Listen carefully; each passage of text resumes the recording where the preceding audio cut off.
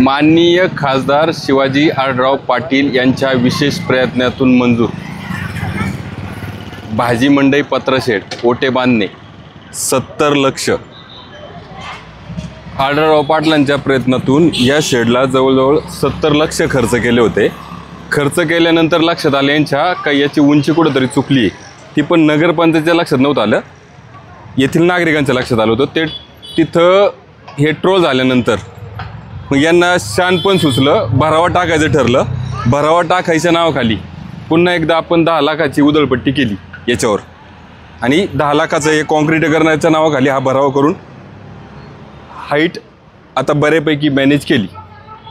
म्हणजे जवळजवळ 80 लाख रुपये तर गेलेत का हरकत नाही। आपला प्रश्न आहे, समस्या सुटली का? हे बघा, 1 मिनिट, सगळं मोकळं आहे। आणि इकडे घ्या, रस्त्याच्या दोन्ही बाजूनी दुतर्फा आताही व्यापारी बसलेले आहेत।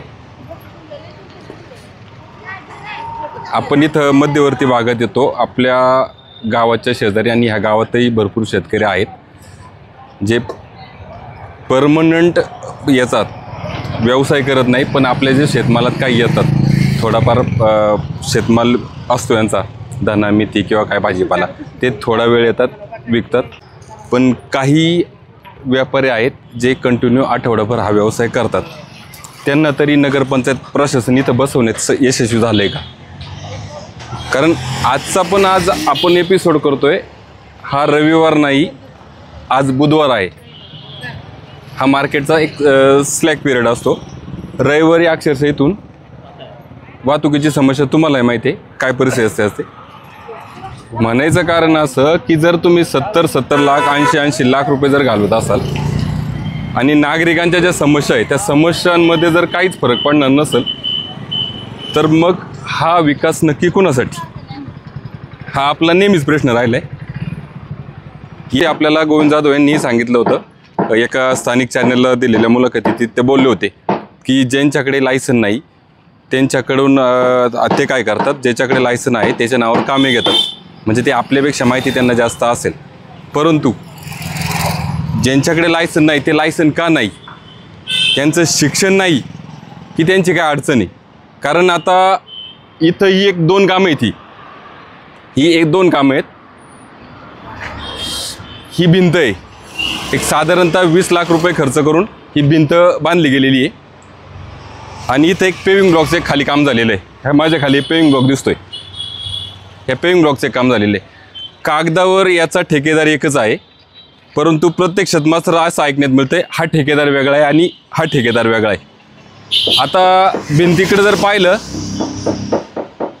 चांगलं काम दिसतंय, पण आता हे जर पेविंग ब्लॉकचं पाहिलं तर साहेबांनी कुणाला कामं दिल्यात, गोविंद जाधव साहेबांनी कशी दिल्यात, यांची एक लेवलिंगची पद्धत बघा। आता 1 मिनिट, हीच बघा आता एक पद्धत, एक ही बघा,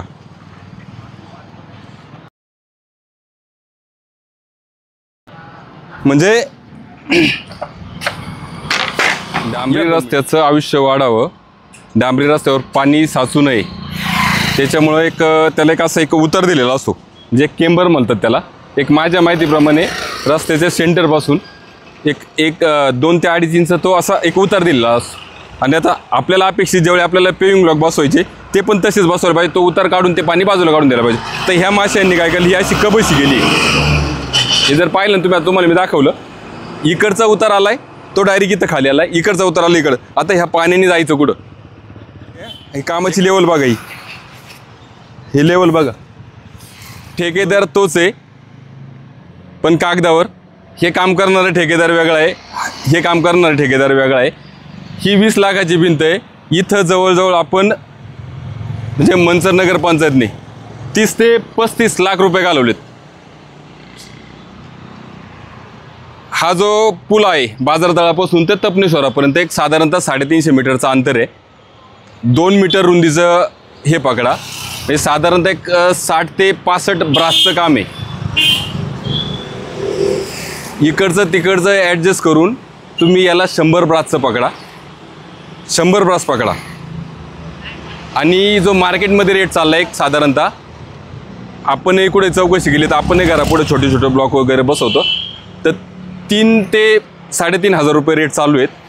तुम्ही 4,500 5,000 चांगली क्वालिटी 6,000 पकडा, आपण 10,000 पकडा आणि 60 ब्राच्या ऐवजी तुम्ही 100 ब्रास पकडा. म्हणजे 100 ब्रास आणि 10,000 रुपये पर ब्रास जरी रेट केला तरी 10 लाखाच्या पुढे जात नाही. आम्ही इथे 30 ते 35 लाख रुपये उडवलेत. बरं उडवलेत, क्वालिटी कशी कामाची? पेविंग ब्लॉक दिसतं तिथं, अक्षरशः डबकं होऊन जातं. ज्यावेळी तुम्ही 30-35 लाख रुपये ज्यावेळी असे उडवताय त्यावेळी तुम्हाला इथं कळलं नाही, तुम्ही वॉटर लेवल काढली नाही, तुम्हाला कळलं नाही तर पाणी जायला कुठं जागा नाही आहे. बरं हे गडबडीत झालं का, चुकून झालं का? 100% नाही. कारण भारतीय जनता पार्टीचे प्रमोद वानखेले यांच्याशी मी त्या दिवशी विचारलं असता त्यांनी सांगितलं मी 2 वेळा ह्या कामाबद्दल तक्रार केली होती काम मंजूर व्हायच्या अगोदर. कारण त्यांना सांगितलं होतं का इथून आपल्याला गटाराचा प्रस्ताव प्रलंबित आहे, इथं पहिली आपण गटार व्यवस्था करू, त्याच्यानंतर तुम्ही पेविंग ब्लॉक बसवा, पेविंग ब्लॉकची शिवसाहेब घाई करू नका. पण मी तुम्हाला ते सांगतो का शिवसाहेबांना घमंड का कुणाचं ऐकायचंच नाही का कुणाचं वरद असतं की टक्केवारी खाण्याची घाई हे कळत नाही. त्यांनी ते न ऐकता हे काम केलंच. त्यांच्या समोर भीती एकच असते की निधी मागे जाईल, निधी मागे जाईल, निधी मागे जाईल, मग मी टक्केवारी कसा खाईल, एवढ्याच ते चिंतेत असतात. असं 100% म्हणावं लागेल. कारण जर तुम्ही 30-30 लाख रुपये जर घालून तुम्हाला जर ती लेवल न सर कळत तर मग ते तुम्ही सांगताय का बाबा ज्याच्याकडे लायसन नाही म्हणून त्याच्या नावावर दुसरे काम घेतात. ठीक आहे बाबा ते काम घेतात, आता ते तुमच्या समोर घेतात, तुम्ही काय बेसने देता माहीत नाही, पण तुमचं साधं ते काम नाही का ती गुणवत्ता तपासणं? जर यांना साध्या लेवल जर कळत नसतील साहेब तर येताना आता ह्या भविष्यात हे जे मांडण्याचं सारखं माझं वारंवार कारण तेच आहे.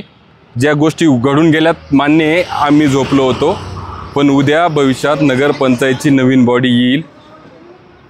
माझं या वतीने ग्रामस्थांनाही तेच आव्हान आहे की ह्या गोष्टी विचारा. मागे झाल्यात, पुढे अशाच होणार का? जर होणार असतील किंवा जे तुमच्या प्रभागात येतील आता मते मागायला त्यांना ह्या गोष्टी विचारा का ही काय पद्धत आहे, याच्यावर कोणी चौकशी करणार का हे आहे असंच चालू ठेवायचं? आणि हेच जसं जसं मी तुम्हाला आताही पुन्हा एकदा वारंवार तेच सांगतोय, ज्या समस्या आहेत त्या आपण मांडण्याचा प्रयत्न करतोय. जर तुमच्या वार्डमध्ये एखादी चांगलं काम जर झालं असेल नगरपंचायतचं तर ते पण दाखवा. आम्ही शोधण्याचा प्रयत्न केला, आम्हाला काही सापडलेली नाही आहेत.